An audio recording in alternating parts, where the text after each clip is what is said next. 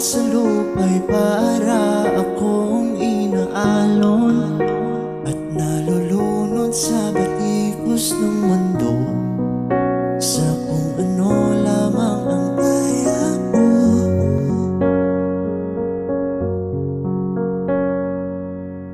Bigang-biga na sa mga problemang di masolusyonan agad, parang wala nang bukas. Pwede bang umiwas? Hinahanap ang sarili, ngunit di nakakayanin sa ligaw na dinadaanan ko.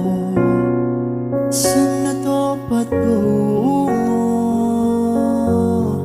Saan na to patungo?